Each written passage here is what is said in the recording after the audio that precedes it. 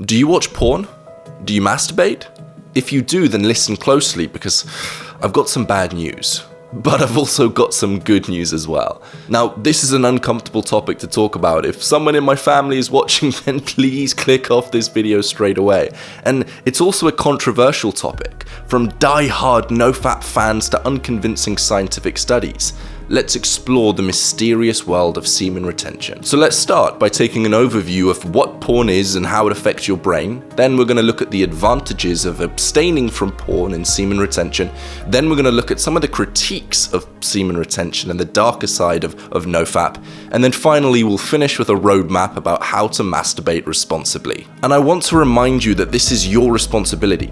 This is episode 5 of the Mental Momentum Dopamine Detox course, where we're all discussing stimulation and how the world that we're living in now gives us access to unlimited stimulation. And it's your responsibility to set boundaries for yourself. Nobody's going to do that. And if you're around my age, then we're in an interesting transition generation. In growing up, we didn't have access to smartphones and, excessive porn and all of this stimulation. And now we do. And it's our job to navigate this new responsibility. It is your job to navigate your reality. Nobody's going to come and help you. This is down to you. So what is semen retention? Why is it so easy to slip into the habit of watching porn regularly? And why is it so easy to maybe get addicted? Well, first we've got to discuss language. Language shapes the way we think and determines what we can think about. So when people refer to semen retention, what exactly are they talking about? Now, some of you may be laughing because we're going to have to get into the specifics here, but we have to make sure we're talking about the same thing if we want to have a meaningful conversation. Around this whole topic, there are 3 main things that people may talk about. There's porn, there's masturbation, and there's orgasm. And although these things are now used almost interchangeably in modern reality, most people masturbate whilst watching porn and that results in an orgasm, we've got to get clear on the separate and how they're all different things. For example, why this is so important is in the Nofap community, most of them believe that masturbation is normal as long as it's in moderation, but porn is unhealthy. But when you call it Nofap, people lump those 2 things together. People abstain from masturbation for the rest of their life, which may cause them long-term consequences. So we've got to recognize the difference between porn, masturbation, and orgasm if we want to have a proper conversation. And in this video, we're going to be talking about all 3 of those things, but with an emphasis on porn and why we use it, why it's so stimulating, and why we get addicted to it. And why is it so easy to get into this regular habit of porn consumption or even get addicted? Well, to understand that, this is what the whole Mental Momentum Dopamine Detox course is about, so make sure you go back and check out episode 1 and especially episode 2 for a real scientific breakdown of stimulation and how that hooks us. Put very simply, the brain rewards us for things that it thinks is going to increase our chance of survival. If we eat a lot of calories, the brain thinks this is great. We need calories for survival, and it rewards us with stimulation to try get us to do that behavior again.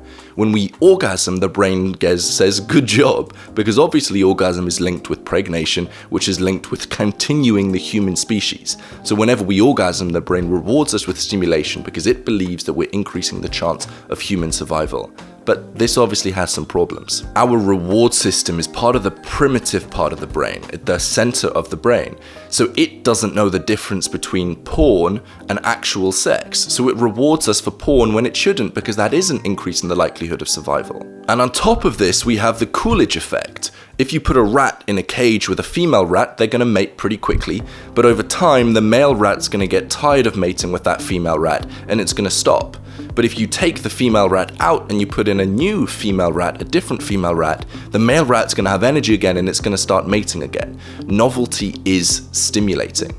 But also the same can be found in humans. They were measuring the penis circumference of men when they were watching porn, and they would show the porn on repeat again and again and again, the same movie, and eventually their penis circumference decreased. But then when a new porn movie was put on, the penis circumference enlarged. Novelty is stimulating, and with internet porn we have access to unlimited novelty. Whatever you want, you can find it with porn. And whenever we have such intense stimulation, our brain starts to make pathways to lead to that stimulation. Remember, it views stimulation as good and it wants to make it easier for you to get to that stimulation. And Hebbian theory states that neurons that fire together wire together. So there's constant neurons being fired and you're getting a pathway that makes it so difficult to ignore the cravings. Because when you have the cravings, the brain thinks this is incredible, let's do this. The stimulation is immense, and that's why we get in the habit of regular porn consumption or even addiction. So what happens if you abstained from porn? What would happen? What happened if you stopped masturbating? Let's talk about some of the benefits of semen retention. Then we'll move on to some of my critiques, and finally the roadmap for masturbating responsibly. Now, the first benefit of semen retention is spirituality. Some people believe that the semen is spiritual and it contains a lot of energy. So if we can keep it, we're keeping our masculine energy inside of us. I'm not going to get too deep into this in this video, it's not something I'm too familiar of, but Captain Sinbad has made a couple videos about the spirituality of semen retention as well. And the second benefit is that by doing semen retention, you're removing the downsides, the negative consequences of watching porn, which are both physical and psychological. Some of the physical consequences could be removing sexual dysfunctions, erectile dysfunction and similar things, removing tiredness. Lots of people in the Nofap community report tiredness and sluggishness and brain fog when they watch porn. And also, you just stop wasting time. Obviously, porn takes up a certain period of time, so by doing semen retention, you're freeing up that time to do something else. And on the psychological side of things, by removing porn, you may get a slightly more accurate view of what sex is in real life. And also, you're going to remove that stimulation, which means it's going to be easier for you to do boring things. Some of the stuff that we've talked about in the previous videos of this course is that when you get access to very stimulating things, it's more difficult to do boring things because your brain is constantly comparing the boring thing to the stimulating thing. But also, one of the reported benefits that I hear a lot of people talking about is that they feel like a superhero, or they feel like a monk. They get laser discipline, they get incredible amounts of energy. That's some of the benefits that lots of people report. And some of those benefits sound pretty compelling. Feeling like a superhero, getting that energy, that laser focus, that sounds absolutely incredible. But it wouldn't be fair to only talk about the benefits. Let's talk about some of the critiques. The first critique is that I worry that people are putting emphasis on the wrong thing. Porn has obvious negative consequences, but masturbation doesn't have so obvious negative consequences. In fact, it has some benefits. I think the most important thing is, why are you doing it and how frequently are you doing it? Why are you doing it? Are you doing it to escape? Are you doing it to try and shut off from reality and get a break from the real world and just stop thinking for a couple minutes? If that's the case, then drill down to the root cause of the problem and deal with that. Because even if you stop masturbating, the problem's going to pop up in different areas of your life. Address the root cause. And the second thing is, how often are you doing it? Is it a serious problem, or is it something you just do every now and again? If it's more than every day or multiple times a day, then maybe it's a problem. But if it's infrequent, then that's okay.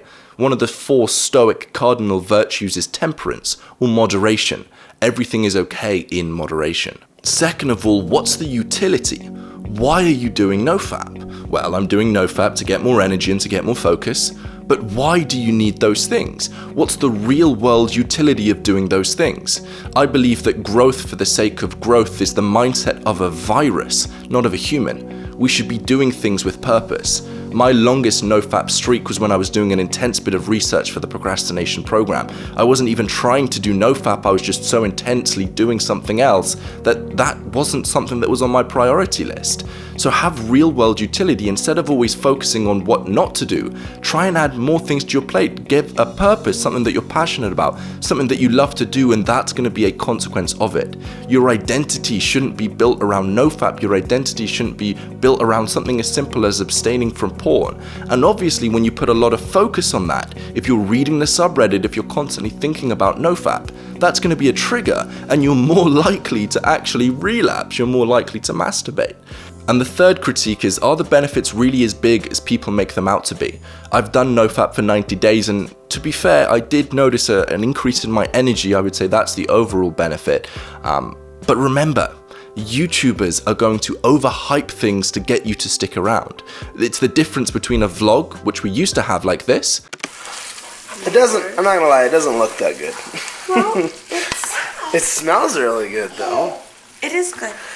And a new vlog like this. Here we go. 1, 2, 3. Hug it. YouTubers are constantly trying to make things hypey and more stimulating because that's what gets you to stay for the end. And they're going to be promising you benefit after benefit after benefit after benefit because that is what's going to get you excited to like the video and to stick around for the end. So just take things that YouTubers say with a grain of salt, me included. I've been there and I've made things overhypey myself. try and view things with a more accurate reflection. Is it really going to give you superpowers? Is something as simple as abstaining from porn going to give you superpowers? I haven't experienced that, but then again, there's lots of people that do claim to experience that, so it's a difficult one to tell. Now, don't get me wrong, I don't want to feel like I'm being too critical. I just think it's important to bring up the counter arguments when you're going to be doing something new like that. I think that abstaining from porn is a great step in reducing the stimulation you get in your life. I think it's going to increase your energy and your focus and also your attention span. I recommend it, but just be aware of the critiques as well. So if this is something that you want to do, and again, I would recommend it, I think it's great, especially if you have more of a problem with porn than other people. Let's walk through how you can actually masturbate responsibly and how you can abstain from porn if that is something that you want to do. There are 3 different difficulty levels: abstaining from porn, abstaining from porn and masturbation, and abstaining from porn, masturbation, and sex. Pick the difficulty level that's going to work from you, and we are a channel of taking action. We are time theorists. We don't just watch videos and don't consume. So if this is something that you want to do moving forwards, and again, I would recommend it, but there are some critiques. Leave a comment down below saying, I will abstain from, select the difficulty level you're going to use, and say for 14 days. That is a commitment that you are going to be doing this thing. And also, we should start small. It's important to not just go straight for the 90-day reboot. Start with 14 days. You've got to be very, very careful when you're going about the process of self-improvement, that you're not doing things that you're worried you won't be able to complete.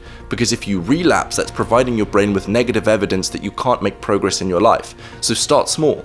It's better to walk than it is to run and trip up. And also, instead of always focusing about Nofap, thinking Nofap, Nofap, Nofap, again, that's going to cause a trigger which is going to make it likely for you to relapse. Focus on something else. Get other things into your mind. Start obsessing about other things. And then Nofap is going to be a consequence of those things.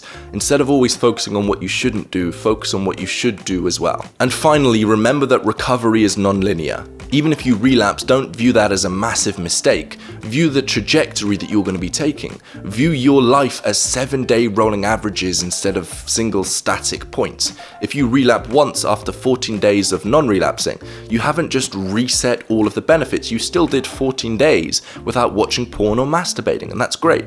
So don't just slip straight back into old habits. View it as a minor setback and move forwards from there. Recovery is non-linear. And again, if you've made it to the end of the video, then let the algorithm know you want to see more of these videos by liking the video, subscribing, and leaving that comment down below. And then you're going to fill up your homepage with positive videos so that you can improve your life.